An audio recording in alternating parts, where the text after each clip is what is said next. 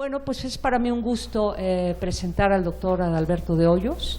Él es filósofo de formación, de hecho estudió su licenciatura en Chile. Bueno, es un dato curioso simplemente, pero pensé que era interesante. Y después se ha dedicado a cuestiones de bioética. Ya no te pregunté, pero entiendo que también trabajaste con el doctor León Olivé, ¿verdad? Así es. Maestría y doctorado. Exacto. Fue mi tutor. Él trabajó directamente con quien fuera un investigador aquí, pionero en cuestiones de multiculturalismo, por eso es que lo menciono en conexión.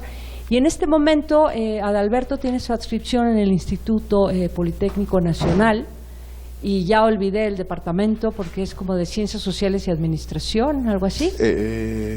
Es el Instituto de Investigaciones Económicas, Administrativas y Sociales. Perfecto, muchas gracias. Y algo que también quiero mencionar sobre su desempeño, para los que no lo saben, un filósofo pionero en cuestiones de filosofía de la ciencia, para algunos de hecho es el primer filósofo de la ciencia mexicano, que fue Elie de Gortari.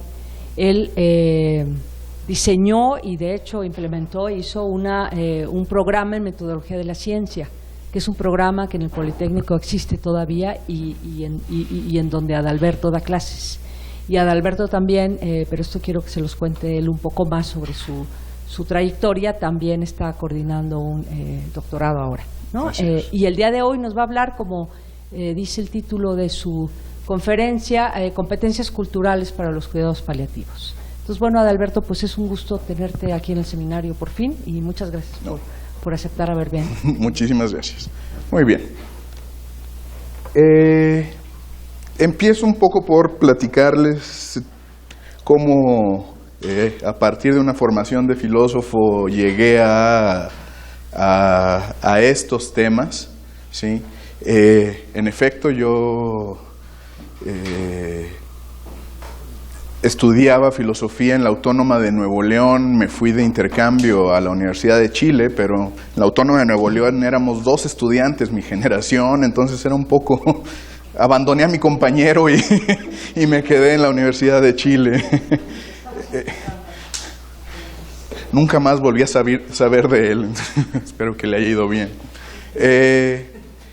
Y en efecto, regreso aquí a México. Empiezo a trabajar con León Olivé el tema de valores en la maestría, en el doctorado, el tema del multiculturalismo.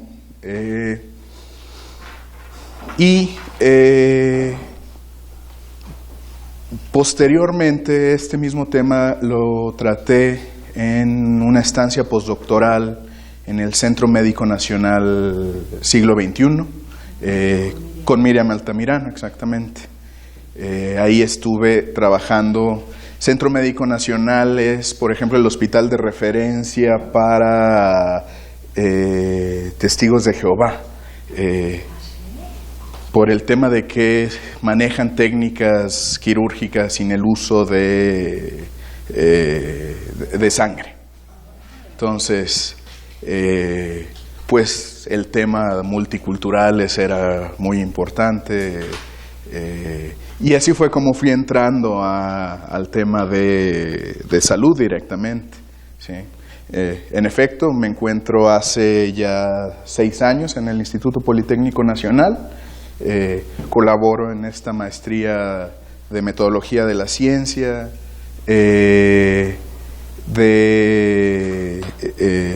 el CIECAS, y en la Escuela Superior de Medicina en el posgrado de bioética, ¿sí? Actualmente coordino un doctorado en innovación en ambientes locales, que pues donde me dedico un poco a los temas de filosofía de la tecnología, lógica del descubrimiento, cosas así, ¿sí? Entonces, bueno, pues con esa introducción quisiera un poco presentarles este tema sobre las competencias culturales para los cuidados paliativos. Son algunos resultados preliminares que tenemos de una investigación que desarrollamos un grupo multidisciplinario entre médicos, paliativistas, muchos de ellos, filósofos, antropólogos, ¿sí?, en los valles centrales de Oaxaca.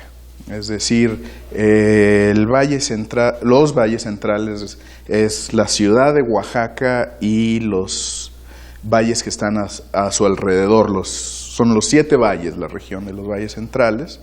Y ahí pues empezamos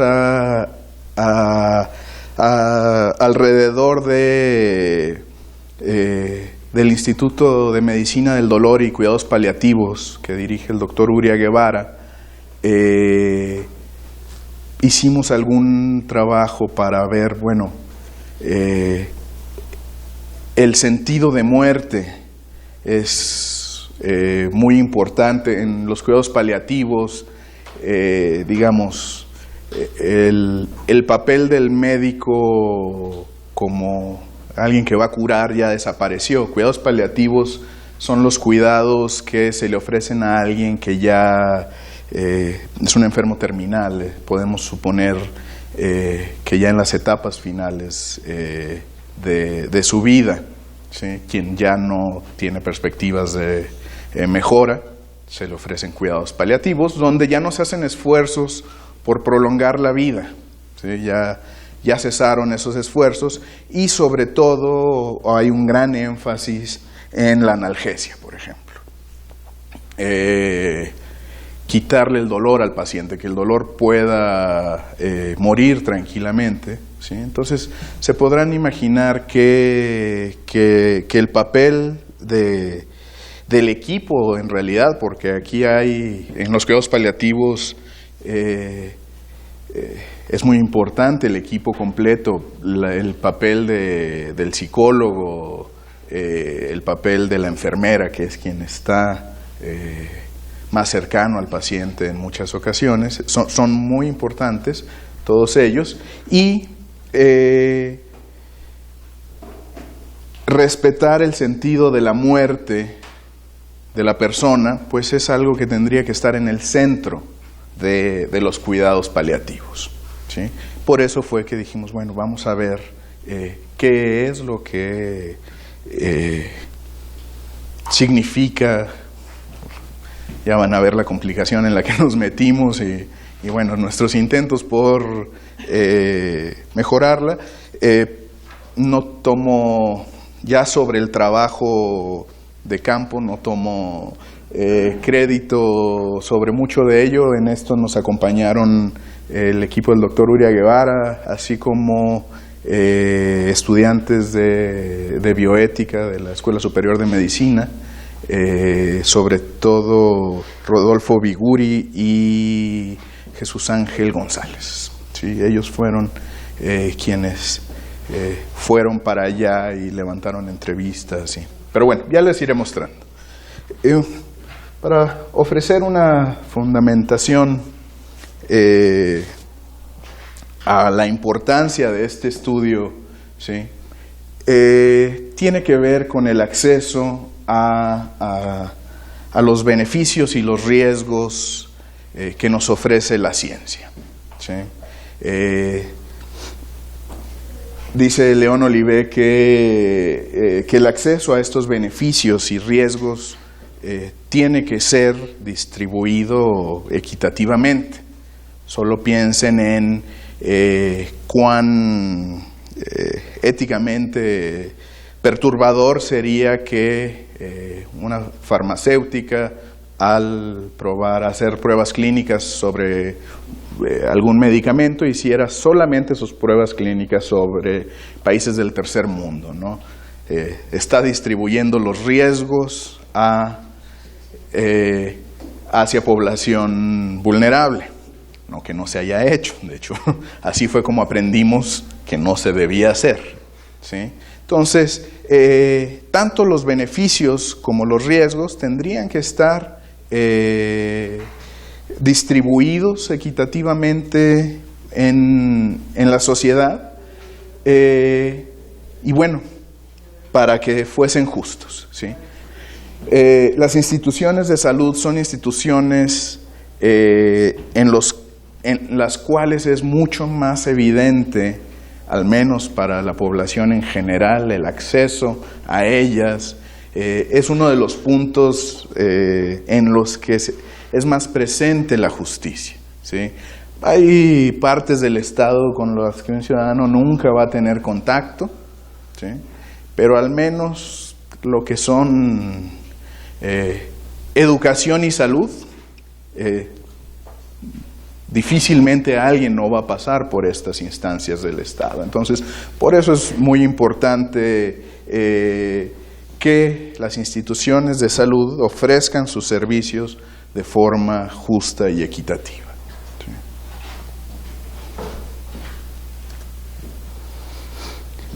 Aquí voy a un punto sobre, un punto que nos abre la diversidad cultural del país, ¿sí? Recupero el pluralismo epistemológico de León Olivé en decir, bueno, tenemos distintas tradiciones de conocimiento válidas y que pueden dialogar para acceder a los objetivos de salud, ¿sí?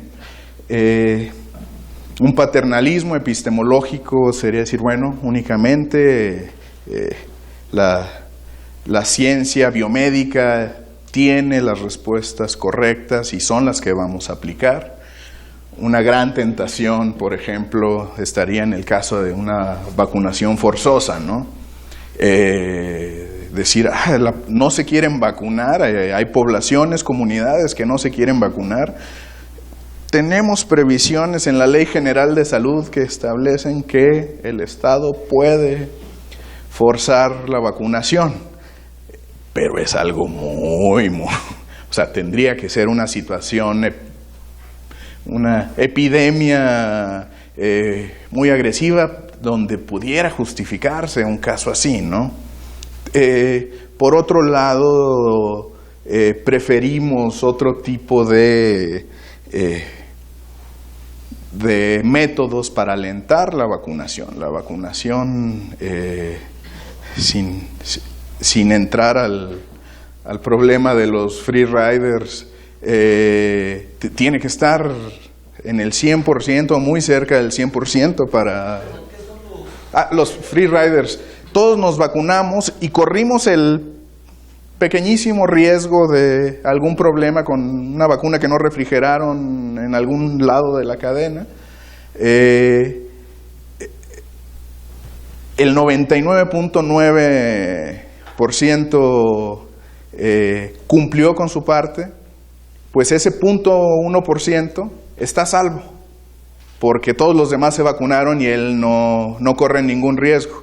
Es un polizonte de la vacunación, él no está en ningún riesgo porque todos los demás cumplieron, pero suficientes polizontes hacen que la población esté en riesgo, ¿sí?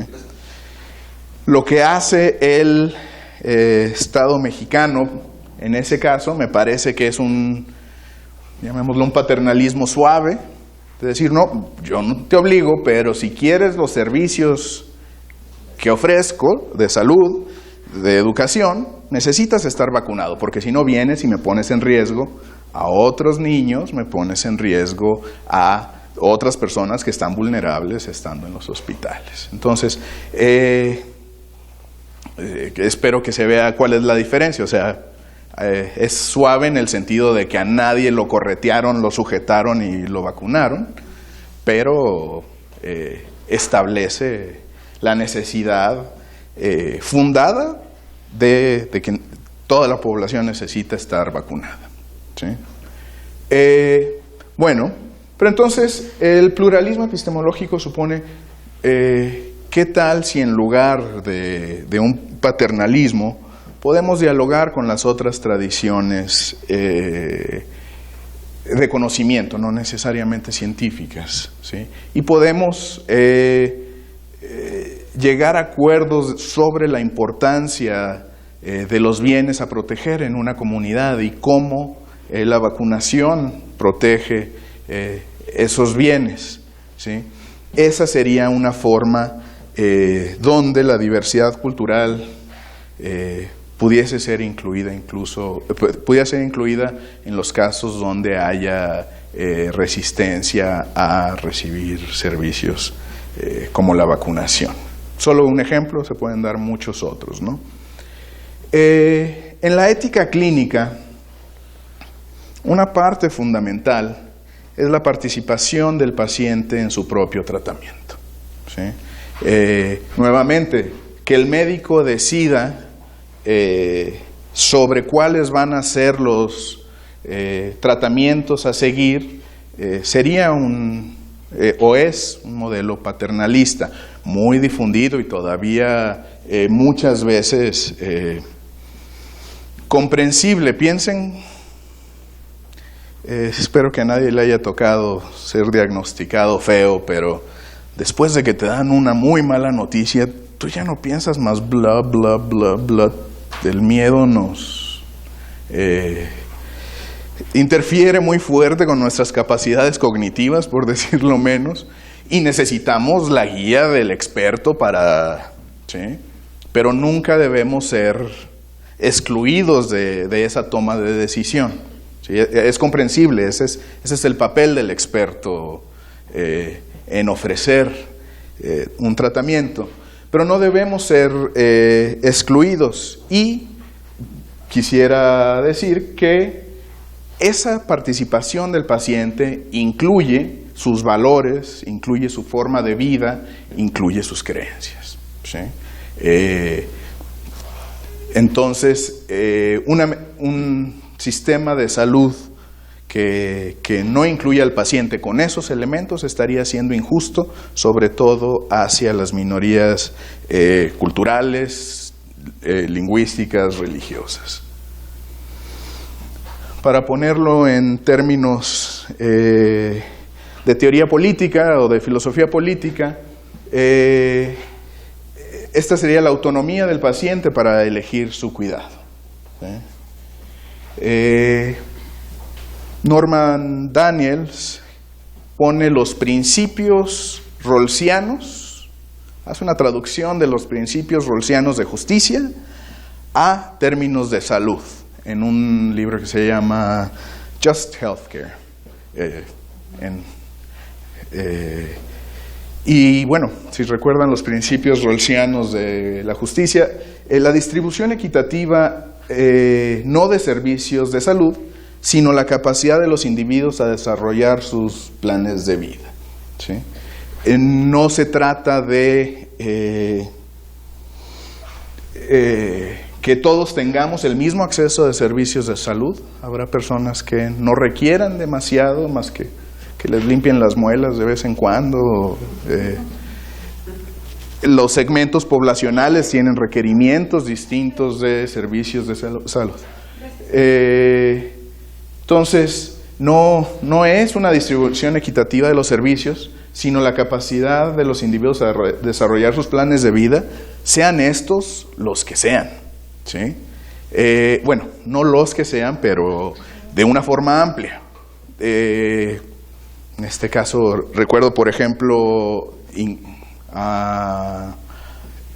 Martha Nussbaum describe un sobrino con parálisis cerebral. Dice, él tiene un plan de vida, no es el que del resto de las personas, pero el Estado, para ofrecerle salud, no solo le tiene que ofrecer visitas al doctor, sino rampas, ¿sí? Para desarrollar su plan de vida necesita rampas para poder ir a lugares, para poder ir al hospital, empezando por ahí, pero es más amplio que solamente los servicios de salud, ¿sí? Sería desarrollar el plan de vida que tenga la persona, siendo cualquiera su problema de salud, ¿sí? Y dice, y aquí es muy interesante también, y alguien que está olvidado en todo este brete es el cuidador, ¿sí? Y en todos los sistemas de salud, ¿sí?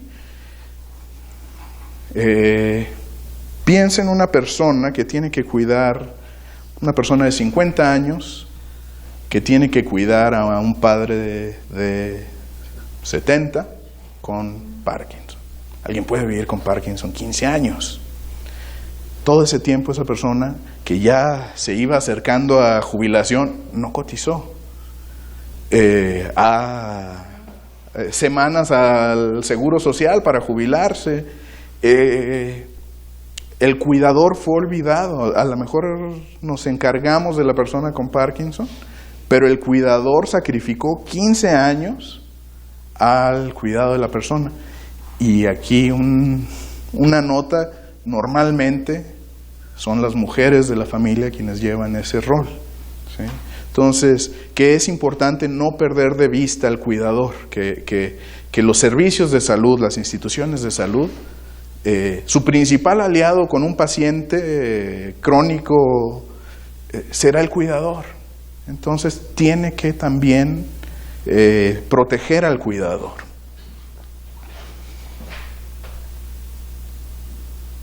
Bueno, y aquí empiezo a hacer alusión al artículo que les envié, ¿sí? Dado que me tardé tanto, busqué que fuera el más cortito que encontré, sobre las competencias culturales de la salud.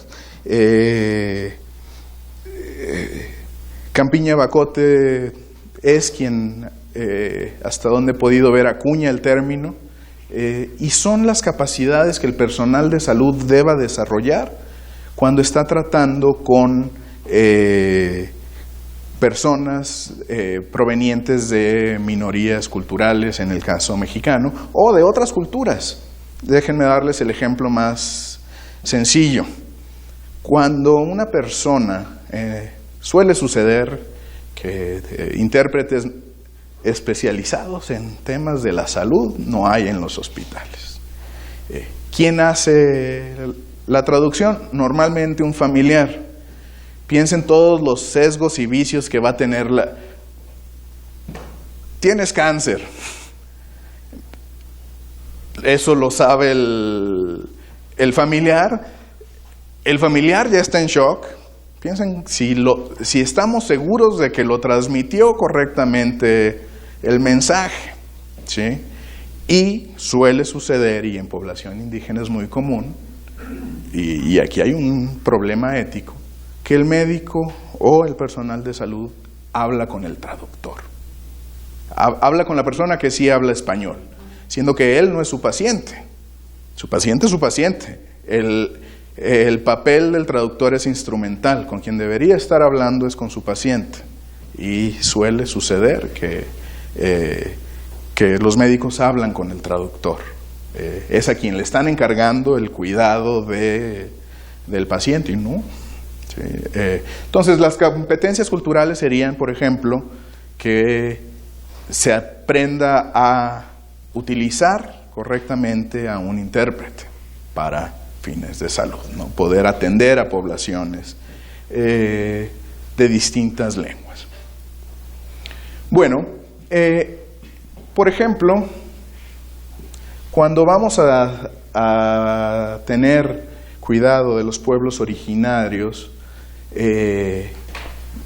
muchas veces la problemática es la dispersión de la población. Es muy difícil tener clínicas en todos lados, pero es importante lograr una cobertura amplia, muy amplia, donde al menos la atención básica esté garantizada, ¿sí?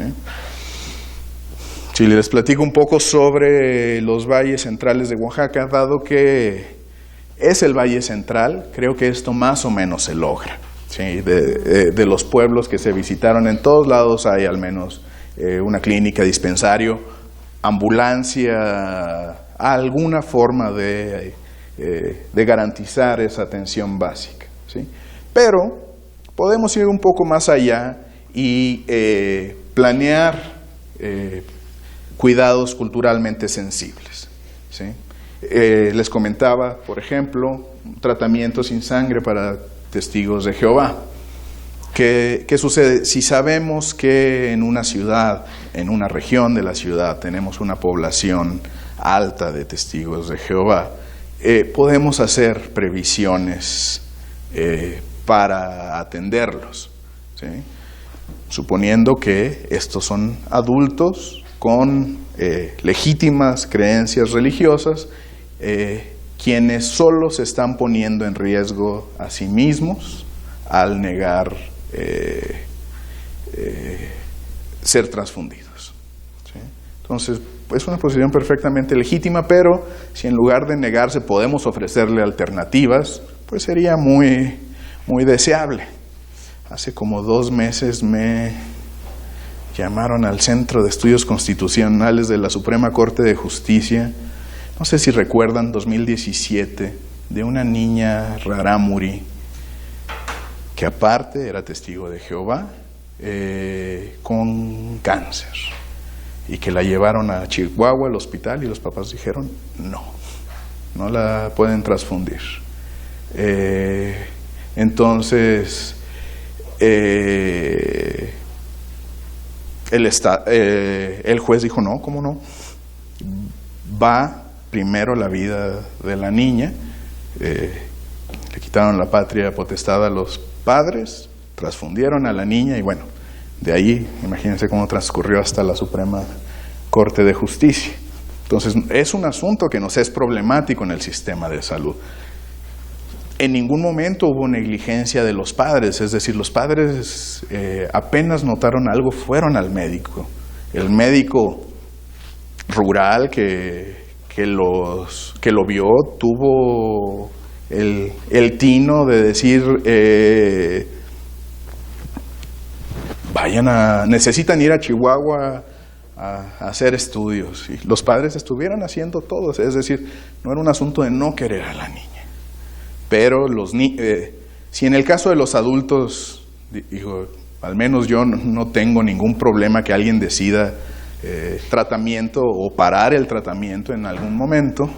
En el caso de los niños es especial, ¿no? El Estado tiene una tutela sobre los niños que todavía no tienen edad para decidir por sí mismos y bueno, suponiendo que los papás pueden tener o tomar decisiones en contra del interés superior de sus propios hijos, ¿no? ¿Qué edad tenía? 7, 8 años, una cosa así. No, perdóname, 5. De hecho, 7, 8, 9 son niños mayores y entran ya otras consideraciones, pero en este caso no. Yo iba, o la posición que presenté iba en contra de la del ministro presidente, y yo decía, ay, más que no asista a él, porque si no, me va a intimidar. Sé que lo tengo que decir, pero bueno, sin que se pueda resolver el problema de forma fácil y que estos asuntos terminen en la Suprema muestra el problema, pues ¿qué tal hacer previsiones para ofrecer ese tratamiento de forma adecuada? ¿Sí? Pero existe tratamiento en ese caso, ¿no? Porque la niña tenía leucemia. Ajá. Entonces, una pregunta importante es si existen alternativas o no. Existían alternativas con otros productos que no eran sangre, pero en la literatura no eran tan eficaces. Es decir, habían mostrado eficacia, pero no la misma que un tratamiento que incluyera sangre. Entonces, ahí mi posición era, en una situación de emergencia como llegó la niña, pues claro, el juez hizo lo correcto en decir, esto es una emergencia, transfúndase.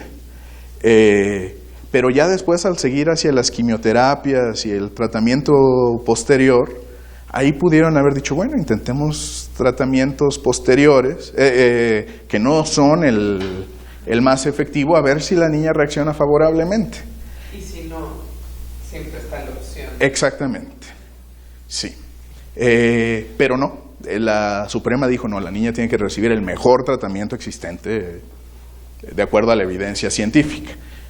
Es mi opinión que corre algo de riesgo la niña en que los padres no vuelvan, que haya que ir a corretearlos para que traigan a la niña al tratamiento. En cambio, si de esta forma, de decir, bueno, ya lo intentamos como ustedes lo pidieron, vean que no funcionó, necesitamos continuar con un tratamiento así. Pero bueno, sepan que esa no es la opinión de la Suprema Corte de Justicia, que es la que hace las leyes. ¿Sí? Y nada más, ¿qué pasó cuando fuiste? ¿Saliste tu opinión? Pero... Se discutió el caso, digamos que fue un caso que levantó mucha polémica y pues lo siguen revisando. ¿Pero se tomó en cuenta tu opinión? Pues no solo como estudio del caso, digamos, del caso se considera ya terminado, y la verdad es que como en las versiones públicas no aparecen nombres ni nada así, me causa mucha curiosidad 2 años que habrá pasado con ella, pero no es posible saberlo, ¿no? Bueno, entonces, por ejemplo, otro tipo de previsión que se hace son los hospitales interculturales, ¿sí? Estos ya específicamente para población indígena.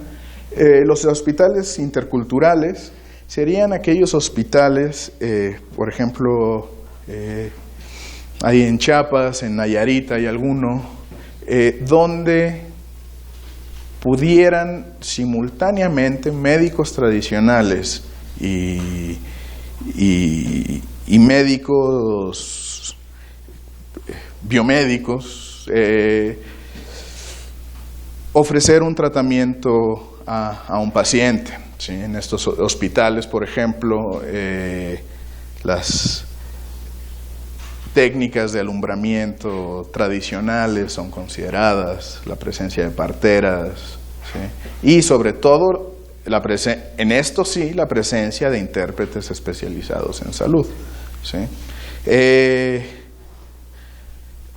El intercultural de San Cristóbal de las Casas, por ejemplo, pues el intercultural de alguna forma quedó solamente en el acceso garantizado y preferente a pueblos indígenas y presencia de lenguas, no tanto de que haya médicos tradicionales presentes. Es decir, es una clínica o un hospital como cualquier otro, solo que hay intérpretes y su público son los miembros de las comunidades indígenas, ¿sí? Hay otros donde sí, existen la alternativa entre médicos tradicionales y un médico que fue a la universidad y tiene una cédula, ¿sí? Bueno, como les decía, en el caso de las emergencias es donde se vuelve complicado. Testigos de Jehová muestra este problema, pero tenemos muchas mejores perspectivas, y esto lo plantea León Olivé en su libro sobre justicia intercultural, de establecer una confianza médico-paciente donde los valores, los fines y el plan de vida del paciente sea tomado en cuenta, considerado y respetado.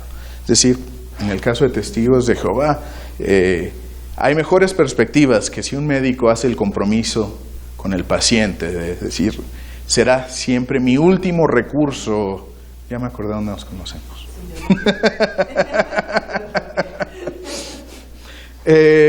Será el último recurso echar mano de sangre, ¿sí? Voy a intentar todo antes de transfundirte, siendo que normalmente lo haría mucho antes. Será mi último recurso y voy a intentar otras cosas antes de transfundirte. Y que firme consentimiento alguien que, basado en la confianza de la relación médico-paciente, al sentirse considerado, al sentirse respetado, firme un consentimiento, ¿sí? No siempre, pero bueno, habrá mejores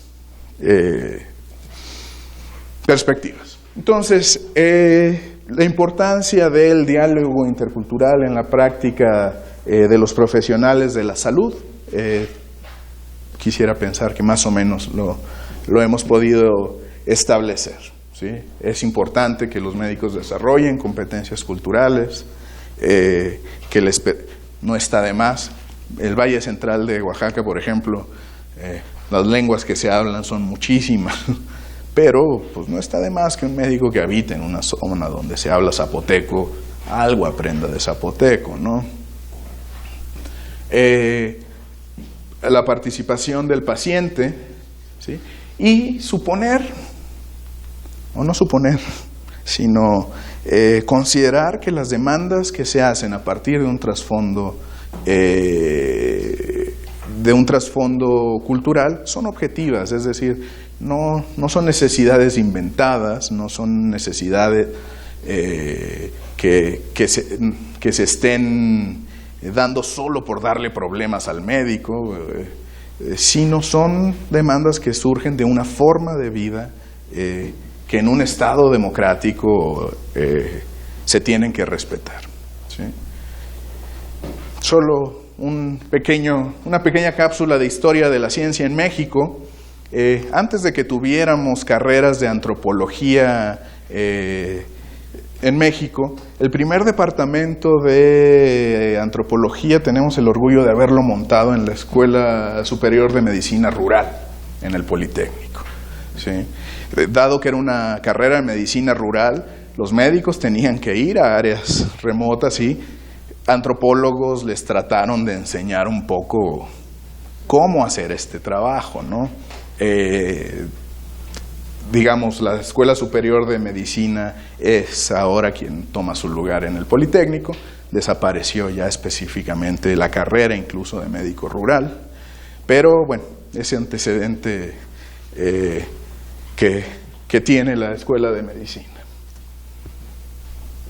Bueno, y les voy presentando, ahora sí, todavía estamos en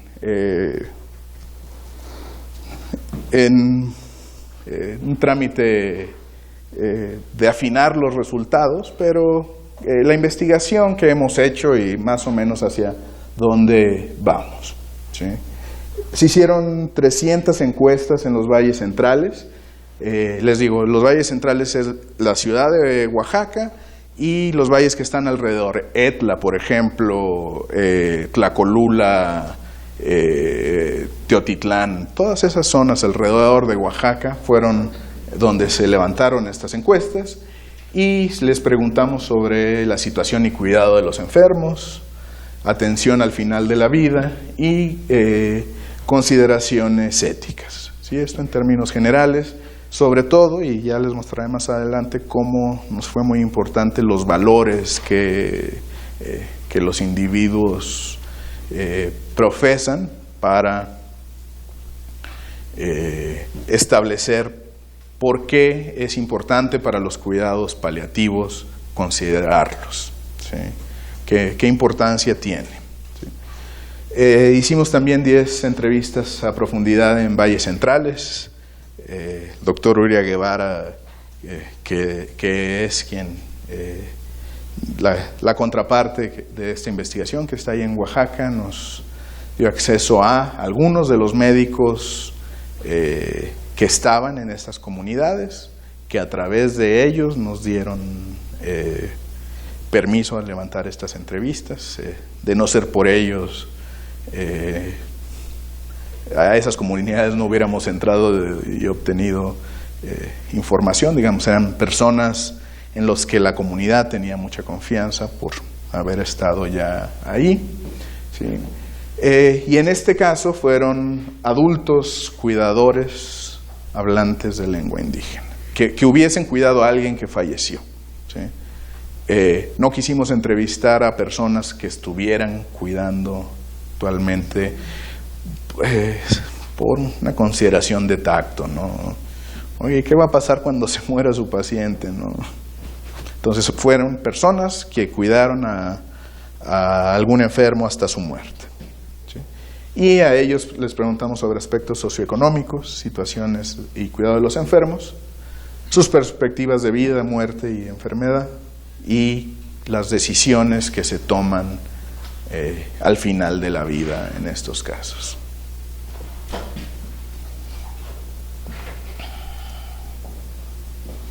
Bueno, como vieron, cruzamos ahí metodológicamente tanto encuestas como entrevistas, pero a partir de las encuestas se quedaron claros temas como el acceso a servicios de salud, ¿sí? A pesar de ser el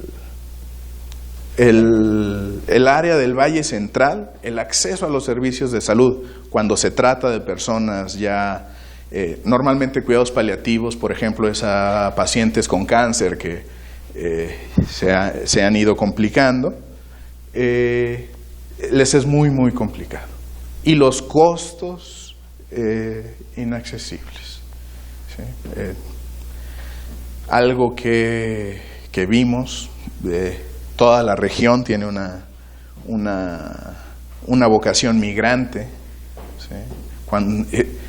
Me tuvieron que explicar que cuando hablaban de los del norte, no es que anduvieran de paseo en Zacatecas, sino son los que están en California. California es uno de los grandes estados de Estados Unidos a los que migran las personas de esta región. Y muchas veces son quienes aportan para solventar esos gastos. O sea, están recibiendo dinero de los familiares que están en Estados Unidos trabajando para solventar los gastos. Sin que todavía pueda explicar ni tenga los motivos de por qué, 58% de las encuestas estaba de acuerdo con medidas extraordinarias, inclusive continuar la vida por vías artificiales, ¿sí? Iban a medidas extraordinarias, haga lo que tenga que hacer para que siga viviendo. Es decir, no es bien acogido esto de, no, ya, déjelo. Y 70.5 está en desacuerdo con temas de eutanasia activa o pasiva, ¿sí? Ni parar tratamiento, ni hacer algo por inducir la muerte, ¿sí? Los valores relacionados en las encuestas fueron veracidad, belleza, interés y justicia. En un momento les explico por qué fue importante. Déjenme hacer también la aclaración que el método de análisis de los valores es el método integral de la doctora Miriam Altamirano. Un ejemplo de ello. Hay un acuerdo relevante con la donación de órganos. Es decir, aunque nadie está de acuerdo con hacer nada por que la vida, dejar de hacer esfuerzos por la vida del paciente, el 62% está de acuerdo con la donación. Pero dentro de los valores que se estuvieron explorando, cuando el encuestado ponía o le daba valor a, perdonen la redundancia, interés, piedad o valentía, el acuerdo con la donación era del 100%. La voluntad de servicio, 75%, y la autonomía, 71.4%. ¿Sí? Entonces, tiene relevancia cuáles son los valores de la persona a la hora de tomar estas decisiones. El punto es, y un punto que tratamos de delinear, en los valles centrales no hay una objeción a donación de órganos. Obviamente esta es una decisión personal o de la familia una vez que fallece, pero no sería un tema tabú a tocar por parte de los médicos en caso de que algunos de los órganos estuvieran en buen estado. Bueno, sobre Los cuidadores, otra vez, principalmente son cuidadoras, son esposas, hermanas, madres, hijas del enfermo. Quien pueda dar los cuidados los da, ¿sí? El apoyo es de la familia ampliada. Y un punto que se volvió muy claro es el peso de la opinión del médico. Es decir, sigue habiendo una... es poco probable que se discuta mucho la opinión del médico en estos temas. Entonces, queremos transmitir la responsabilidad que tiene el médico en estas comunidades ante esto, ¿no? Un asunto que también apareció peculiar fue la participación del médico tradicional, ¿sí? Los médicos tradicionales en todas las comunidades que visitamos, pues son personas sumamente respetadas, reconocidas en la comunidad y normalmente tienen una participación antes de que la enfermedad se vuelva grave. Ya que se vuelve grave suele haber pues ya una transición hacia el hospital donde queda fuera, pero regresa en el desahucio. Ya cuando los médicos dijeron, no, ya empecemos cuidados paliativos, ya solo tratemos el dolor, el médico tradicional regresa. Y regresa, por una parte, su conocimiento de las plantas medicinales para tratar el dolor, ¿sí? Entre ellas marihuana, por ejemplo, pero también un tratamiento ritual hacia la muerte, ¿no? Ayudar de formas extraclínicas con el trance de la muerte, ¿sí? Entonces, normalmente no tenemos empacho alguno en las instituciones de salud a que entre un sacerdote a ver a un paciente en desahucio. Parece que sería importante que también el médico tradicional pudiera acompañar a alguien, ¿sí? Y eso es más complicado. Ya pasa más por el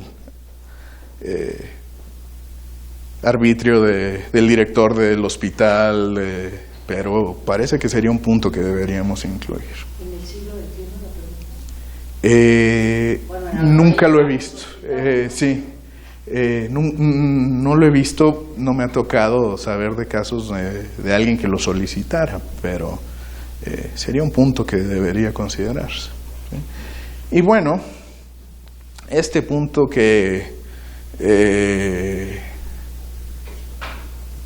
por el cual Oaxaca es famoso, ¿no? Sus rituales de muerte, la verdad, me había tocado estar varias veces en Oaxaca en Día de Muertos, pero las visitas las hicimos en abril, así que no estábamos ni cerca, pero en las descripciones que obtuvimos me dejó muy impresionado, ¿sí? El novenario, los 9 días de despedirse de alguien, la fiesta de despedir a alguien durante 9 días, tienen lecciones que nos pueden dejar y le pueden dejar al sector salud, ¿sí? Bueno, primero los preparativos familiares, ¿sí? Dado que esto es un evento grande, que tiene que venir gente de Estados Unidos, hay gran responsabilidad, digamos, de informar sobre el estado del paciente, porque se tiene que, o van a hacer mucho en estas comunidades. Cuando alguien muere, normalmente la comunidad ya estaba enterada de que ya estaba enfermo, ¿sí? Y lo visitan durante su enfermedad y hacen doblar las campanas de la iglesia avisándole a todo el pueblo que ya falleció, es decir, se involucra toda la comunidad, se visita sin importar religiones, es decir, no importa que fuese de otra religión la persona, toda la comunidad se involucra. Y esto muestra un profundo respeto a los difuntos, ¿sí? A las instituciones de salud que les toca sobre la entrega del cuerpo. Así como no hay problema para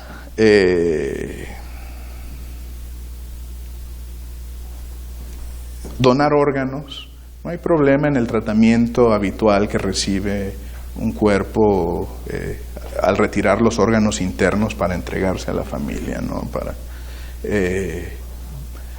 Entonces ahí no fue algo que exploramos, dado que hay religiones y creencias donde prefieren que no se retiren los órganos internos del cuerpo para ser enterrado. En este caso no hay ningún inconveniente. En lo que hubo una queja constante fue en lo tardado de los trámites de entrega del cuerpo. Que cuando alguien fallece, que todas las trabas burocráticas, ahí no sé si sea un asunto de capacidad cultural, parece que eso lo tiene que padecer todo mundo, que son mejoras administrativas que tendrían que hacer el sistema de salud en todos lados, ¿sí? Y bueno, el fondeo de recursos. Aquí apareció otro asunto que hasta que no pregunta uno no se entera. El tequio famoso de los oaxaqueños, en una boda, cuando se reciben se anota todo lo que se recibió y aparece la obligación de reciprocidad. Cuando alguien muere, no. Todo es altruista, se ayuda. Y hay, pues en esta larga sucesión bueno, no quiero decir larga porque a esas comunidades les parece que es la justa. Hay quienes, por ejemplo, en esta entrevista quien deja dicho que me traigan a la banda esa que me gusta y que toque uno de los días. Entonces, el fondeo de recursos tiene que ser amplio y suficiente, ¿no?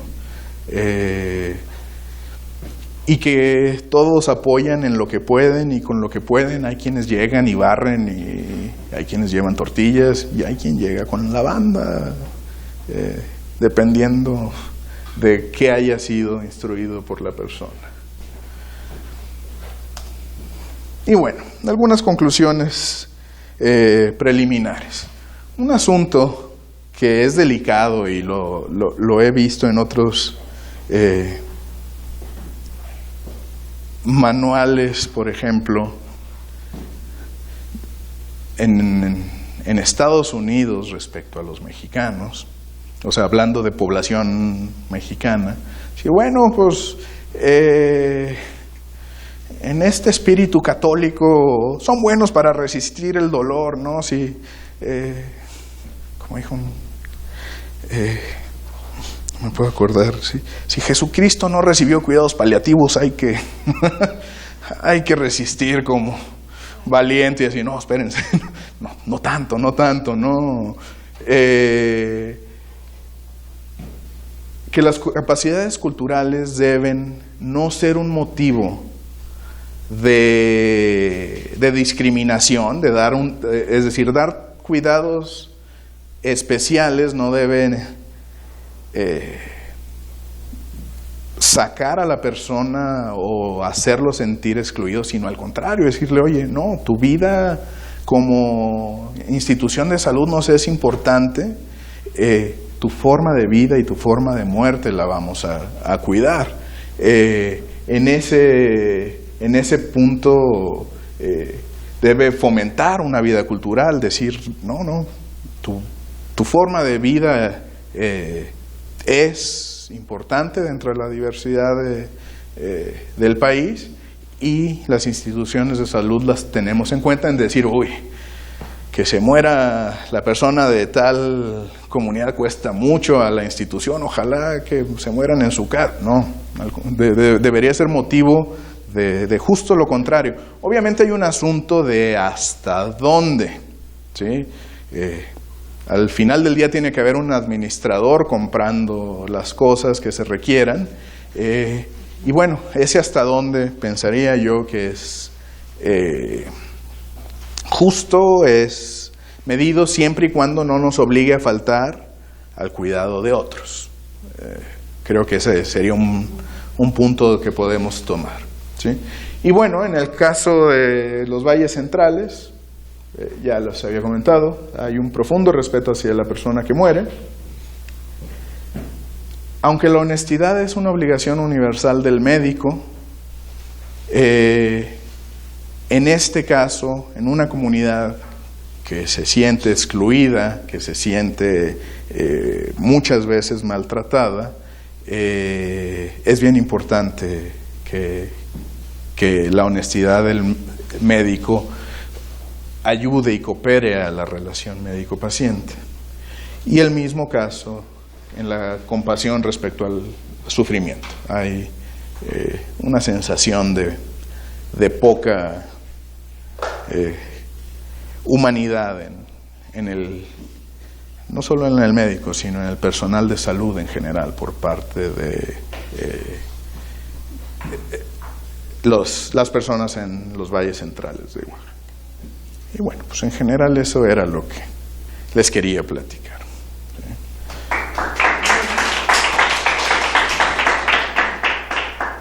Les dejo esta por si alguien lee alguno de los libros que usé, lo quisiera revisar.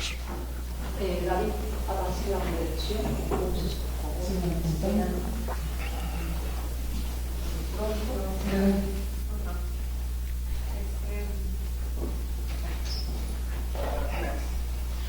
Me gustó mucho la presentación y me salen algunas dudas, porque creo que muchos de los problemas que presentan no solamente son de problemas de competencia cultural en la relación médico-paciente, ¿no? Sino que en casos de pueblos originarios o las comunidades de Oaxaca que ustedes están estudiando, pues parece como muy evidente, ¿no?, que ahí hay una cultura muy diferente y entonces que debería haber estas competencias culturales.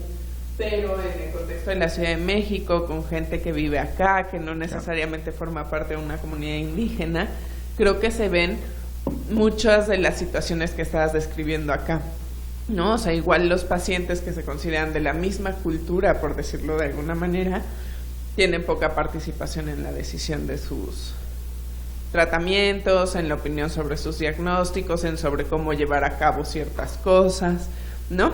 Entonces yo quisiera como, la primera pregunta es eso, como delimitar un poco hasta dónde llega el problema, o si más bien es un problema más grande que no necesariamente tiene que estar enmarcado por la interculturalidad, porque afecta a la mayor parte de los pacientes de las instituciones públicas todo el tiempo. Creo que tienes toda la razón. Muchas de ellas, en efecto, son problemas transversales a los distintos sistemas de salud, a los distintos hospitales, pero se agravan especialmente en estos casos. El acceso en la Ciudad de México, bien que mal, si algo pasa, tienes un instituto nacional a la mano, por grave que sea tu padecimiento, y el asunto será cómo, pero ahí está. En cambio, en estas comunidades el acceso es restringido, ¿no? Mencionaba ahorita el tema de la honestidad y el tema de la compasión. Estoy seguro que esa sensación la tendrán muchos de los pacientes de la Ciudad de México, en cualquiera de los hospitales, a la hora ni siquiera solo en los cuidados paliativos, es decir, en cualquier especialidad, en cualquier hospital. Pero sí creo que se llega a hacer o llega a ser más agudo el problema en estas comunidades, no menos eso. Sí, claro, y el chiste, o sea, sí es mucho más agudo en esos casos, pero no pensar que solamente se tienen que desarrollar estas competencias en los médicos que están en esos escenarios rurales, ¿no?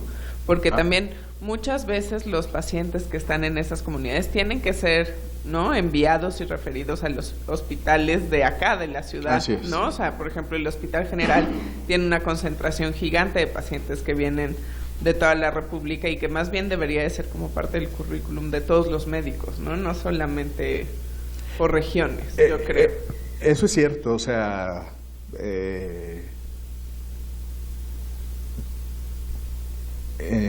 en efecto, todas las regiones deberían, o más bien, todas las escuelas de medicina es un punto que deberían tomar en consideración. Hay veces, hay todavía facultades de medicina donde un tema de humanidades no está presente, no se estudia, o ética. Hay veces que historia de la medicina importa muy poco, entonces sí, son capacidades que tendrían que estar en la formación de los médicos siempre. Creo que se ha avanzado y cada vez menos son las facultades que ya no introducen estos temas, su necesidad se ha vuelto evidente, pero no solo introducirlos, sino que tengan peso en el currículum del médico y a su vez, bueno, para que estos médicos en formación estén en las posiciones de toma de decisiones todavía pasarán años, entonces es algo que tiene que aparecer también como una preocupación de la institución y para el personal de salud en activo, ¿no?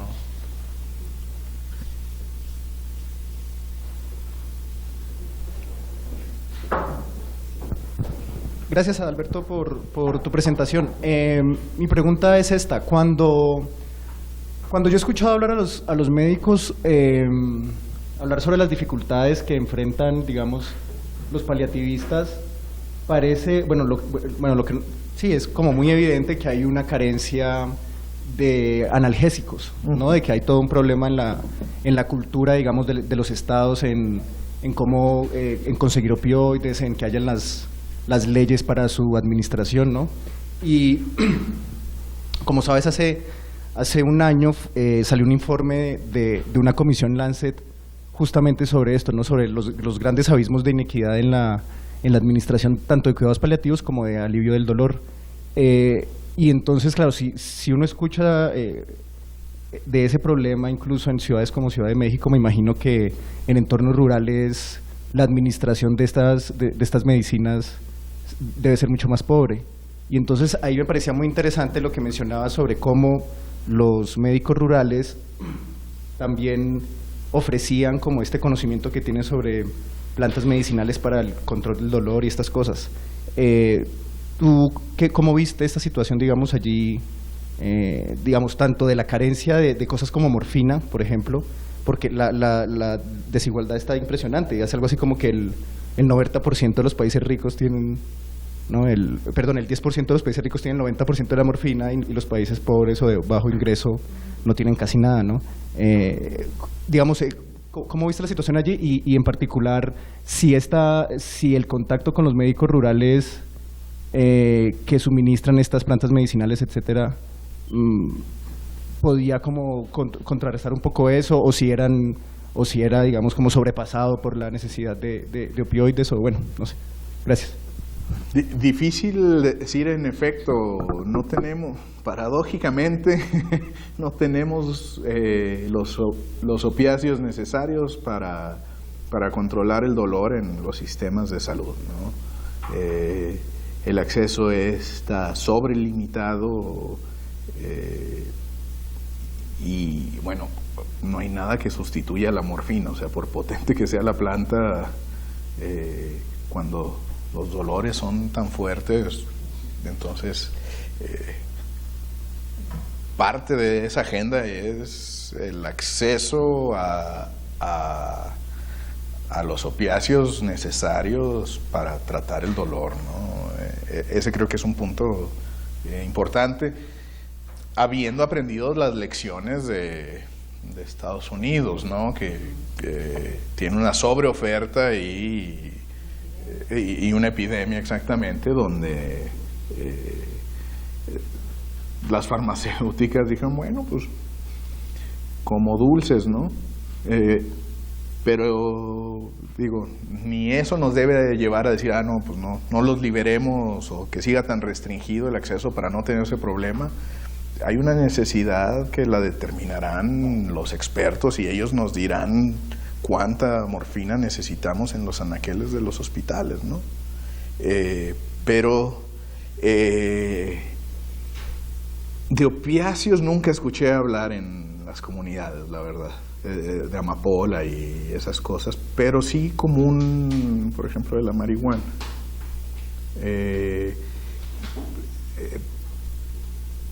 Y no solamente para el tratamiento del dolor, sino una gama amplia de padecimientos. Y esa, al menos creo que políticamente, es una reforma que ya tenemos, pero no se atoró por ahí en establecer los reglamentos y para hacer llegar los fármacos necesarios. Una pregunta pequeñita que tendría es, digamos, ¿esta necesidad de la morfina se siente en estas comunidades? Lo digo, digamos, no desde el punto de vista de los médicos y tal, donde claro, ellos saben que se necesita, pero digo, es como en la comunidad, digamos, como no tienen esta misma cultura de la analgesia del ciudadano, digamos, en las ciudades, pues, mi pregunta es si en las comunidades rurales la gente echa de menos la morfina o echa de menos esta carencia farmacológica. A lo mejor no hay, digo, aquí de verdad estoy especulando un poco porque no es algo que haya revisado a detalle en las entrevistas, pero si no se menciona por nombre nunca, claro que saben que el dolor es demasiado. Es decir, no es que te digan, no, es que no tenemos acceso a morfina. Lo que sí saben es que poco pudieron hacer por sus parientes que murieron en muchísimo dolor. Entonces, pues, digamos, es una necesidad sentida. El que no es claro, pero que se siente, sí.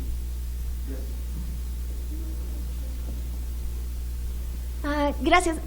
Me preguntaba sobre el modelo, el proceso cultural de competencia cultural y el modelo de cuidado asociado, ¿no? Entonces, me parece que una de las cosas que suelen ocurrir en Oaxaca es que, aunque uno encuentre comunidades como comunidades zapotecas, pues son muy distintas entre ellas, ¿no? Incluso en valles centrales, pues el zapoteco de unas no es el mismo zapoteco de otras, etcétera. Entonces, mi impresión es que parece que hay algo en medio que no está escrito explícitamente en la caracterización del proceso de competencia cultural, que tiene que ver con la comprensión, o lo que la gente llama entendimiento, ¿no? Porque justo el entendimiento o la comprensión lo que hace es como poner todas las cosas juntas, las cosas que sabemos, las cosas que creemos e incluso las cosas que no creemos, pero que reconocemos que alguien cree o cosas así, ¿no? Entonces, solamente tenía la pregunta de si han reflexionado con respecto a cómo, por ejemplo, conseguir una mejor comprensión de parte de la comunidad, tanto médica como las comunidades indígenas, para poder tener una comunicación sin que necesariamente compartan creencias, sin que crean que tienen conocimiento en el sentido más o menos tradicional de la otra parte, etcétera. Y como la comprensión lo que te permite es entender mejor cosas, estructuras análogas, ¿no? Entonces, comunidades zapotecas sí, pero que se comportan de manera un poco distinta, entonces, esa era. En efecto, existen muchas diferencias en la ciudad misma de Oaxaca, que ya no es un ámbito rural. La población zapoteca tendrá hábitos muy diferentes a quienes están en otros lugares del Valle Central. Pero algo que pudiera, por ejemplo, surtir gran efecto en este tema de la confianza, algún conocimiento de la herbolaria, por ejemplo, por parte de los médicos de esta región, poco daño les hará. Porque cuando el paciente dice, oiga, ¿y si me tomo esto? La respuesta es normalmente, bueno, no normalmente, pero una de las respuestas posibles es indiferencia de haga lo que quiera, solo no deje mi tratamiento, ¿no? O si hay conocimiento de alguna contraindicación, ¿no? Que también sería importante. Entonces, al tener algunos conocimientos sobre la herbolaria, al menos la más común que es usada por los médicos tradicionales de la zona, permitirá favorecer ese diálogo con el paciente, ¿sí? No pasa nada con el tratamiento, lo sé de cierto, tómeselo, veamos qué es lo que le ayuda, ¿no? A lo mejor tenemos buenos resultados, o no, mire, sí he visto eso, pero tengo contraindicado, o hay contraindicaciones al tratamiento que le voy a dar, ofreciendo motivos. Esa es otra forma de decir, no, estoy consciente de lo que me está preguntando y es considerado en el tratamiento que estoy ofreciéndole, ¿no? Creo que esa sería una forma de impulsar el diálogo más allá de lo estrictamente ético, ¿no? Que es una terapéutica, y es una terapéutica que las personas normalmente tenemos, ¿no? Es parte de nuestra cultura de cuidados.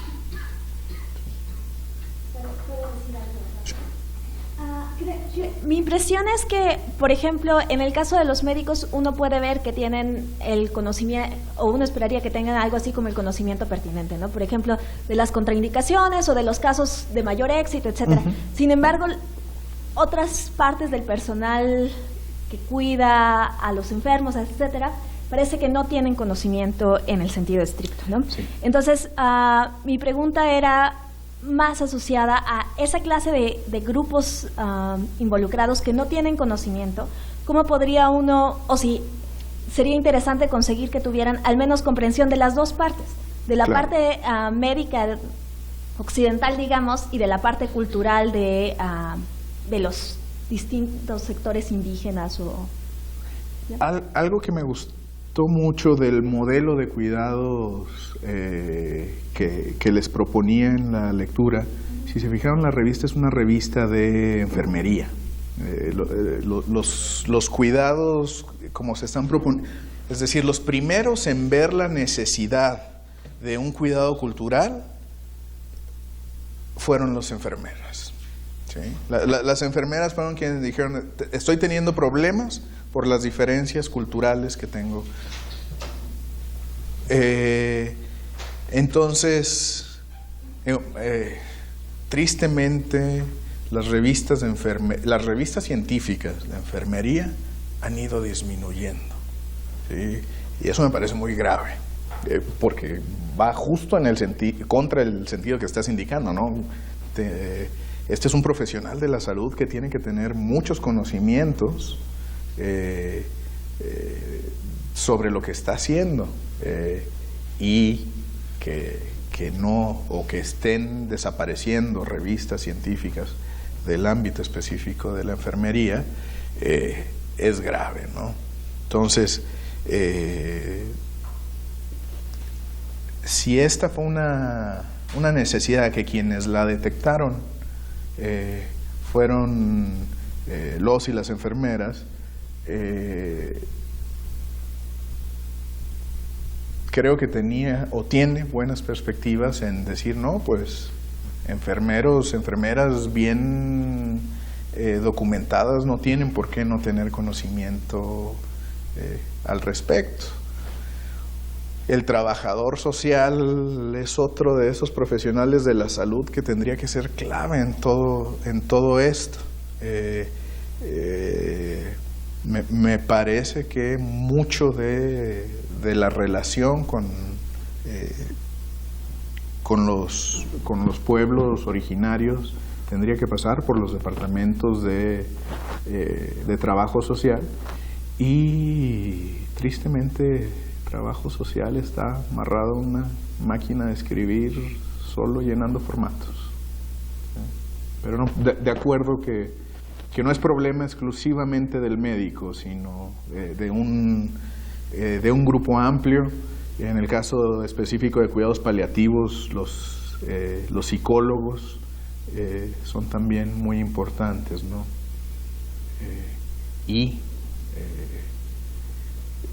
Pues la unidad de quien vaya a ser tratado tiene que también considerarse su grupo de apoyo, ¿no? Su familia, quienes lo vayan a ayudar, porque eventualmente no podrá hacer mucho sin ellos.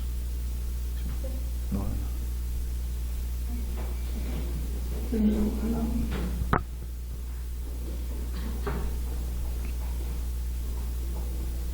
Yo tengo, bueno, no sé si son preguntas, pero dos dudas que me han quedado así como... En primer lugar, era los cuidados paliativos a los que estás diciendo que se tienen acceso, ¿son en hospitales o también hay un cuidado paliativo que se puede administrar en casa? Porque yo creo que, y perdón porque mi desconocimiento sobre comunidades indígenas es absoluto y sobre estos colectivos, pero sí que es cierto que creo que, por ejemplo, esa acción conjunta de la administración o de las instituciones para permitir que ese cuidado paliativo médico, científico, alopático pueda darse en casa, en ese tipo de comunidades, podría ayudar a solventar muchas de las cosas que tú decías, ¿no? Esa especie de preparación a la muerte, pues desde su tradición, respetando sus creencias. Entonces, no sé si hay ese tipo de posibilidades de la institución que se facilite una asistencia de medicamentos en el domicilio de los enfermos, o si existe eso. Y no sé si quieres la siguiente de corrido. Y así. Sí, adelante. Y la otra era un poco que me asustaba un poco esta situación que tú decías de así, ¿no? Que de alguna manera toda esta comunidad o esta específica visión cultural de la muerte, ¿no? Que no están a favor de cualquier medida extraordinaria para prolongar la vida, que están en desacuerdo con la eutanasia activa o pasiva, y el problema de los accesos y los gastos inaccesibles me saltaba así como una señal luminosa que era encarnizamiento. Es como, ¿qué medidas hay en esas instituciones realmente de salud para que no se produzca el encarnizamiento? Porque me imagino que habrá muchísimos médicos súper católicos. Por ejemplo, hemos tenido ahora un caso en España de una paciente terminal de Alzheimer y la lucha de la familia con una institución que era hipercatólica. Entonces, sonda gástrica, todo.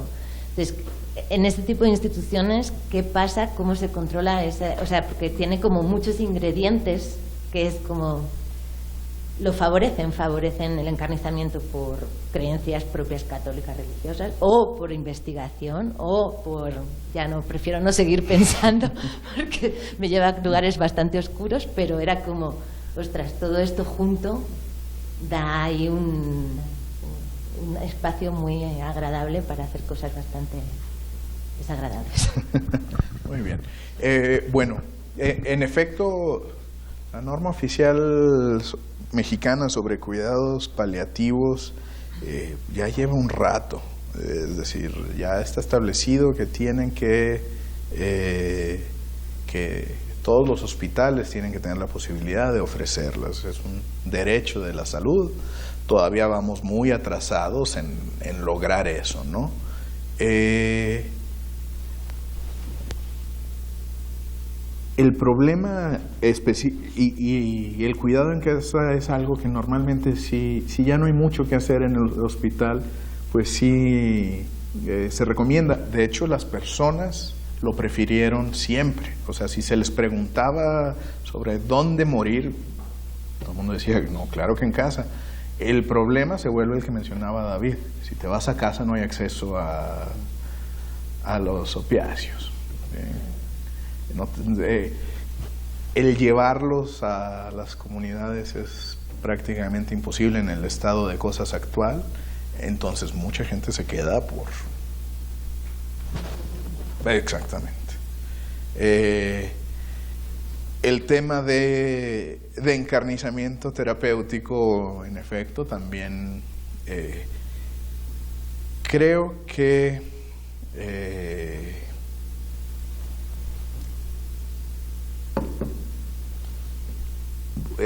es una posibilidad.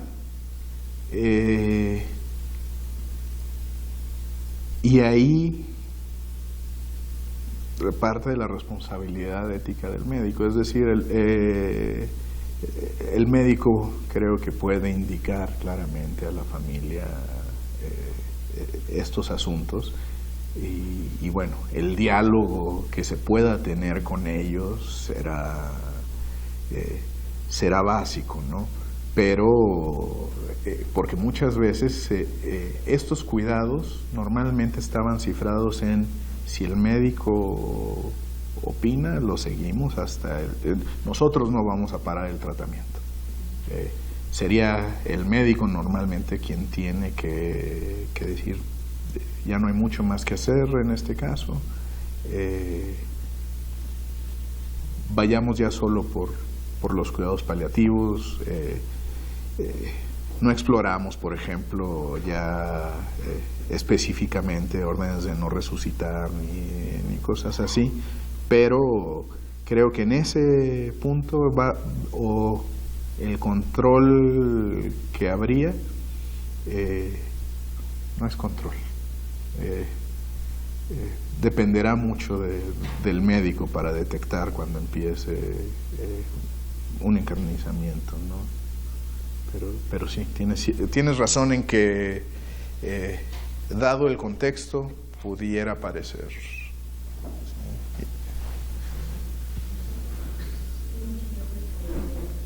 Tu presentación, súper interesante. Me surgió con esto de la niña Rarámuri. Hace unos meses tuve una discusión con un profesor del posgrado de bioética de aquí de la UNAM, porque justo sobre ese caso decía, pues es su hija, entonces tienen derecho a negarle la transfusión y los jueces no debieron haberse metido, ¿no? Y luego yo siguiendo el argumento le dije, pero entonces también lo de vender, bueno, ya me fui un poco más allá, de vender niñas en las comunidades indígenas, entonces también vamos a decir, pues son sus hijas, entonces no nos metemos. Entonces, bueno, es ver que hay otros puntos de vista al respecto, pues me agrada.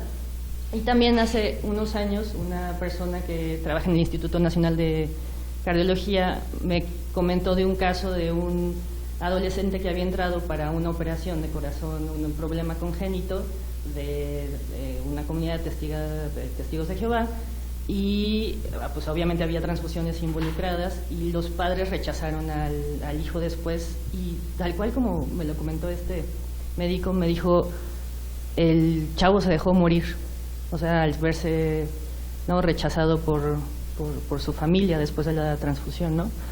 Y bueno, pues estos tal vez sean casos no muy comunes, pero suceden, ¿no? Entonces los médicos tienen que enfrentarse de cuando en cuando, ¿no? El sistema de salud. Y bueno, ese era solo un comentario. Y ahora mi pregunta era sobre esta negativa a la eutanasia en las los valles centrales y lo de dar soporte artificial, ¿consideras que tiene que ver con la religión católica o con estas cosas de pueblo? Yo vengo de mi familia es de un pueblo en Guanajuato, y esto de si le niegas lo último, como que te vean, ¿no? O sea, te estás viendo mal en el sentido de que podías haberle dado algo más y dijiste, no, ya vamos a dejarlo así, ya no le estamos, ¿no?, dando soporte artificial.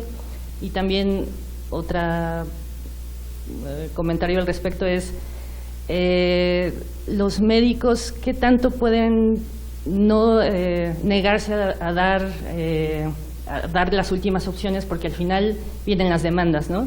No le diste, lo pudiste haber metido al soporte artificial y no lo hiciste, o nos dijiste que no lo hiciéramos. Entonces, ¿no? También, porque acabo de leer un articulillo por ahí, no me acuerdo si es del País, que decía cómo mueren los médicos, y que, pues, ¿no?, que nos fijáramos los entes no médicos como nosotros en qué hacen ellos, porque generalmente no se van a lo último, ¿no?, sino tratan de buscar esta muerte más digna. Y eso es todo. Bueno, muy bien. La verdad esa es una explicación que todavía no es uno de los puntos en los que, es decir, el por qué se favorecen medidas extraordinarias es algo que todavía no me atrevo a especular en el por qué.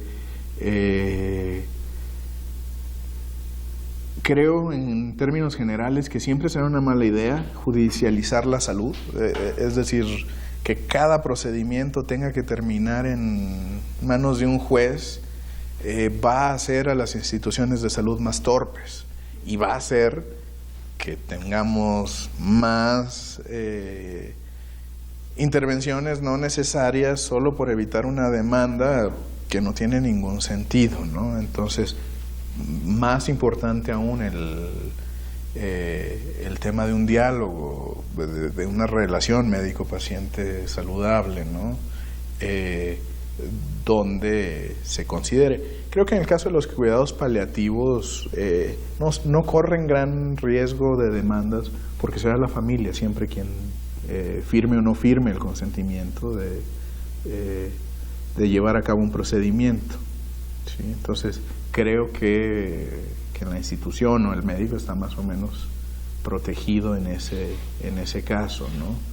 Pero para evitar eso, para el número de quejas, demandas ante la CONAMED, la mayoría son por problemas de comunicación entre médico y paciente, ¿sí? Creo que acaban de publicar la CONAMED hace un mes sus cifras de 2018 y la mayor parte de las quejas son temas de relación médico-paciente, comunicación. Entonces, pues es un tema, fomentar un diálogo saludable por parte de los profesionales de la salud, no solamente el médico, ayudará a evitar quejas y demandas, ¿no?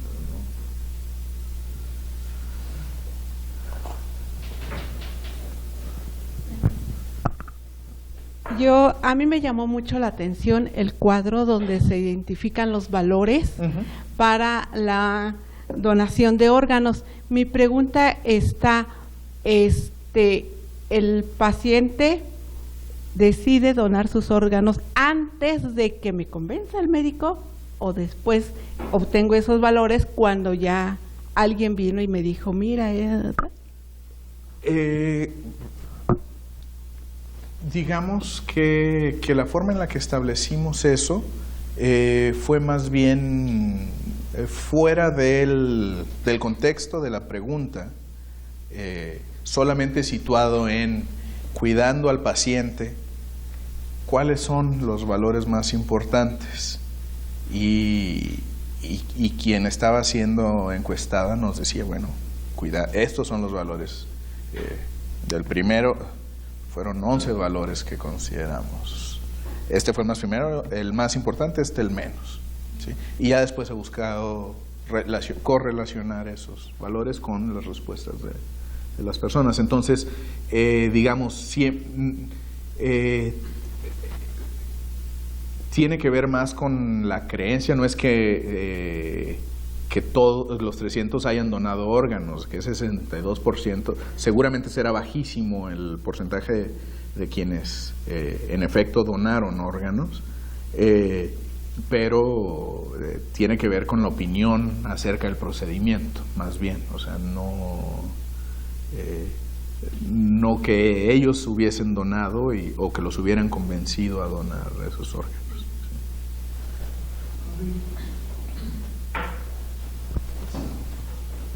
Bueno, pues muchas gracias por la presentación. A mí me dejó muchas cosas en qué pensar.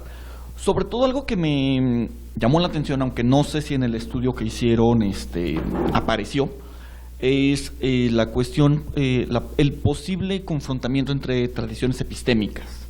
Me llamó mucho la atención sobre todo el caso del cuidado del cuidador, ¿no? Particularmente en enfermedades en donde ya en la etapa final es prolongada, ¿no? O sea, ya no 2, 3 días, sino quizás meses, como el caso del Parkinson, el Alzheimer, años, ¿no? el caso del cáncer. Y algo que me llamó mucho la atención fue, por ejemplo, en el caso de estas comunidades, el hecho de que las mujeres usualmente son las cuidadoras. Me llama la atención porque eso nos habla de que ya ese papel se lo cumple un sector demográfico casi muy específico, ¿no? Entonces me pregunté si nos habría surgido una especie de conocimiento no formal entre, en este caso, las cuidadoras, que ya por tradición, ¿no? Ya a lo mejor ni siquiera recurren al médico tradicional, o recurren, pero ya tienen también su propio conocimiento de cómo tratar al paciente, y si existen conflictos entre una tradición, vamos a decirlo, es el conocimiento de las cuidadoras, un conocimiento posiblemente oral, basado más bien en la tradición y en las prácticas, y el conocimiento del médico, o incluso del médico tradicional, ¿no? Que de repente la cuidadora diga, bueno, pues yo ya sé que le doy marihuana y que va a aliviar el dolor, y ya no recurro necesariamente a las técnicas que me está dando el médico. Pero no sé si surgió en este estudio. En el estudio propiamente no lo detectamos, pero es decir, que las mujeres sean las cuidadoras es un asunto que es constante en todo el país. Iba a decir universal, pero a lo mejor al menos en el país parece que ese comportamiento es generalizado, ¿sí? En eso no se distingue, caemos en otro de estos asuntos donde somos igual en todos lados. Y también es cierto, más o menos de forma amplia, que tenemos un nivel de cuidado. Si el Sistema Nacional de Salud divide en 3 niveles los cuidados, tenemos un nivel 0 de cuidados, que es ese que estás mencionando, ¿no? Y también es más o menos difundido todo. Antes de llegar a la farmacia del doctor Simi, vamos a intentar algo en casa, ¿sí? Y es un nivel de conocimiento importante. La mayoría de nuestros, bueno, no quiero decir la mayoría, pero muchos de los padecimientos no terminamos siquiera en la farmacia, ¿sí? Resolvemos una diarrea en casa, ¿no? Resolvemos problemas básicos en casa a partir de ese nivel de conocimiento.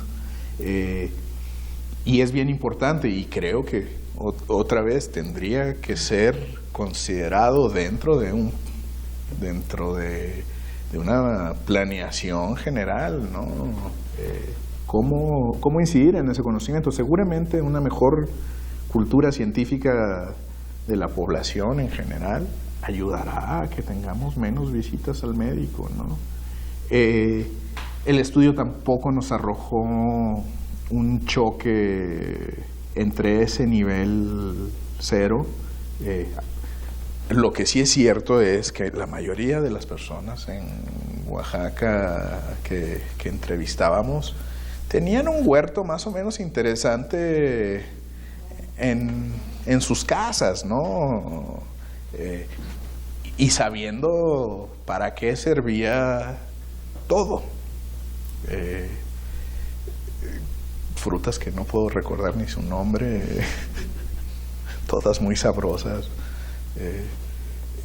Pero, o sea, es cierto que ese es un nivel que si nosotros lo tenemos en una ciudad e intentamos de distintas cosas, tenía un tío que decía que el Vicks Vaporub curaba todo menos lo pendejo. El dolor de estómago se lo curaba comiendo Vicks Vaporub. Y entonces intentamos en ese. Creo que ese nivel es todavía más potente en estas comunidades, que aparte, por necesidad, lo han hecho fuerte por un mal acceso a las instituciones, ¿no? Sí, creo que hay todavía tiempo para un comentario que quiero hacer yo y algún otro que también esté pendiente. Son en relación con la forma en que se aproxima a esta interculturalidad tan necesaria en el campo de ciencias de la salud y seguramente también en otros campos. Pero aquí, en primer lugar, me llamó la atención que hay una necesidad de definir con más claridad las competencias interculturales a las que se están refiriendo, porque si tomamos en cuenta que una competencia desde el aspecto educativo, no laboral, sino educativo, es integrar conocimientos, habilidades, actitudes, aquí no hay una claridad en cómo están caracterizadas las competencias interculturales.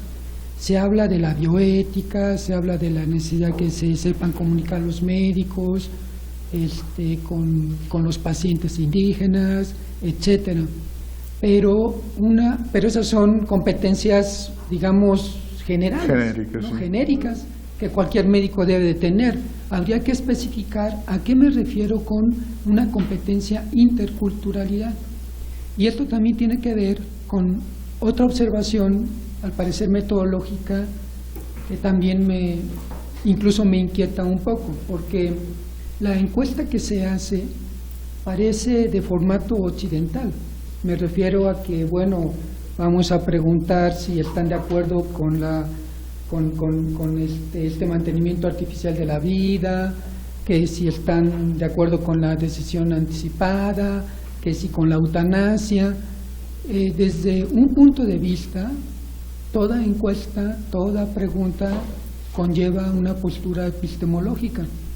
Y así como se presenta, parece ser de índole occidental, no intercultural. Entonces, ahí me gustaría citar un libro que acaba de publicar por parte de la ANFEM, la Asociación de Escuelas y Facultades de Medicina de México, en donde se titula Salud y Malnutrición en Pueblos Originarios, Políticas y Estrategias para la Atención y la Educación Médica Inclusiva. Y ahí obviamente reconoce que todos los indicadores de salud están negativamente puestos en estas poblaciones originarias. Eso no hay ninguna duda. Tampoco hay una duda sobre la necesidad de desarrollar justamente esas competencias interculturales. Y da una pista que a mí me parece indispensable, que es no construir solamente un sistema de salud con base a la equidad o la igualdad social. Si estamos hablando de interculturalidad, hace énfasis en configurar ese sistema de salud, el acercamiento a esta población desde su propia cosmovisión de vida y muerte. Y eso cambia completamente la jugada, cambia en la forma en que yo voy a hacer las preguntas, cambia a la población para ir con qué tanto entendemos realmente su cultura. Nosotros estamos muy impregnados desde pequeños de una cultura prácticamente occidental, pero no tenemos una pista de lo que es la cultura de los pueblos originarios realmente. Y entonces si la conocemos, si la analizamos, si la estudiamos, a partir de eso, entonces derivar mi metodología, mis competencias. Solo me gustaría citar una que se citó muy repetidamente, que es la de la herbolaria. Un médico, digamos, biomédico occidental o como se le quiera llamar, va a decir, bueno, pues sí, voy a tomar en cuenta, no es cuestión de que le rechacen, porque eso refleja su ignorancia. Claro. Le pregunta el médico, pues le pregunta el paciente al médico, ¿puedo tomar anís estrella para esto o flores de floripondio para esto otro? Si no, pues hay como tú quieras, mientras no te dejes de tomar el mío. Eso refleja la ignorancia. Una competencia intercultural sería considerar la integración de ese tratamiento herbolario a el medicamento químicamente que yo también estoy estableciendo, y hay muchas posibilidades, pero escapando a esta necesidad de vincular estos tratamientos, la cosmovisión cómo está, por qué la gente de pueblos originarios busca medicamentos herbolarios. Yo quisiera pensar que no es solamente el tomarse un extracto de una planta, sino es un ritual, un contexto espiritual, religioso, que está girando alrededor de tomarse ese medicamento herbolario. ¿Qué tanto entendemos ese ritual que está alrededor? No es solo cuestión de mirar el que se tome un tratamiento herbolario junto con el medicamento antihipertensivo, sino a ver qué ritual, y eso refleja recursos de sanación internos y recursos de enfrentamiento a la muerte también muy, muy particulares en esas poblaciones. Bueno, atiendo primero el tema metodológico, y en efecto, la encuesta pudiera perfectamente, es decir, está puesta desde una perspectiva de ciencia social occidental específicamente, y sí se hizo notar que, por ejemplo, fueron mucho más ricas en ese sentido las entrevistas, y las entrevistas fueron una pesadilla de transcripción y análisis, otra vez, porque los temas iban, teníamos una hoja de ruta, pero por dónde pasa la conversación tenía que ver exactamente con muchas cosas, y en ese sentido fueron mucho más ricas, siempre ¿cómo decirlo?, en ambientes muy amables, a la diferencia de, bueno, tome y conteste. Pero nos preocupaba también la representatividad del estudio, es decir, solamente perseguir las entrevistas podía dejarnos cojos en tratar de generalizar algunas de estas conclusiones, ¿no? Se volvía, entonces por eso fue que decidimos triangular las dos formas de acceder a esa información, ¿no? Y bueno, sobre delimitar las competencias, pues en efecto, creo que sí hay que ser más específico en cuáles serían, y muchas tendrían que ver, muchas serían competencias comunicativas. Como decíamos hace un momento, la mayoría de las quejas son problemas de comunicación, pero pues estas últimas que se mencionaban son parte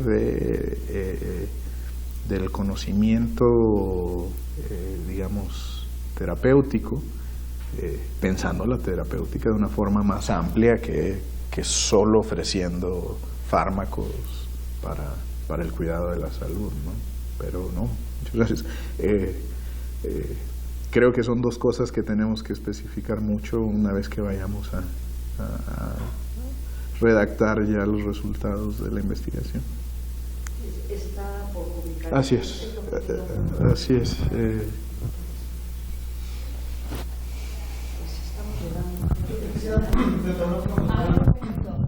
Última cosa, gracias. ¿Tú vas a preguntar? No. Perdón. Ya. Y se me está acabando. No, una pregunta muy cortita sobre el equipo multidisciplinario. Lo has mencionado varias veces, ¿no? Y sobre todo en cuidados paliativos es muy importante que haya un equipo, ¿no? El médico, enfermero, un trabajador social, un psicólogo, una psicóloga, lo que sea. Mi pregunta es, digamos, vista esta necesidad de que se necesita formar a estas personas que participan de esos equipos multidisciplinarios en competencias culturales, y dado que es muy difícil, porque digamos, el perfil de un médico paliativista es muy complejo, ¿no? Porque se necesita muchas cosas, no es solamente el médico, sino se supone que sea competente en el acompañamiento espiritual, psicológico, social, no como una cosa muy global. Mi pregunta es, ¿en qué lugar del equipo multidisciplinario crees tú que estas competencias culturales deben ser como, digamos, más enfatizadas? O sea, si tú crees que es más fácil si el trabajador social es quien tiene estas competencias culturales o el psicólogo. Me imagino que lo ideal es que todos, ¿no? Pero digamos, ya si se quiere hacer algo como de políticas para la formación en competencias culturales de estas personas, ¿cómo ves allí la intervención? ¿En qué lugar del equipo? Muy buena pregunta, sí. Tiendo a pensar que hoy en día, como está estructurado el sistema de salud, gran parte de esa responsabilidad recae en el médico, ¿sí? Pero bueno, no es un asunto que sería bueno empezar a distribuir mejor, y sobre todo en un tema como cuidados paliativos, ¿no? Habrá cosas en las que tendrá que seguir pasando por el médico. El sacerdote puede ser considerado parte de ese grupo. Pues tenemos, bueno, no quien vaya a llevar la responsabilidad, pero como parte del grupo, ¿no? Que va a cuidar a esa persona hacia eso. Pero no, la verdad, creo que sería el conjunto. O sea, que de poco servirá formar solo al médico, porque el resto, si no está a bordo, tendría que ser a todos. El problema de eso, supongo, es que el único que se especializa en cuidados paliativos es el médico, ¿no? O no sé, no. Sí, el tanatólogo, por ejemplo. Las enfermeras, de hecho son escasas en México las enfermeras. Es un punto donde se podría avanzar mucho. ¿Los trabajadores sociales hay alguna forma como de especializarse para participar de estos equipos? El tanatólogo es una especialidad psicológica. Pero el tanatólogo no, digamos, los tanatólogos, bueno, está bien, pero los tanatólogos generalmente no hacen parte de estos equipos multidisciplinarios porque ellos están como preparados para una atención posterior, no al paciente paliativo, sino con la familia cuando muere. Sí. Gracias, doctor. Muy bien. Donde sí, es decir, tenemos necesidades fuertes, es en el campo de la enfermería. Creo que no tenemos los profesionales suficientes en ese campo. Decía el doctor Uria Guevara, que es con quien trabajamos en Oaxaca, que es una formación médica muy complicada, porque tienes que hasta el oncólogo sabe que hay un porcentaje al que va a salvar, y esos serán sus casos de orgullo y los llevará cerca de su corazón. Al paliativista eso no hay. Requiere una configuración emocional especial del médico paliativista, ¿no? El saber que su buen trabajo solo es que alguien haya muerto bien, tranquilo. Que es un gran trabajo. Que ese es un gran trabajo, pero no se nota como se nota ver crecer a un niño que se salvó de leucemia, ¿no? Pero bueno, justo por eso la preocupación de que esos cuidados se ofrezcan, y se ofrezcan lo mejor posible.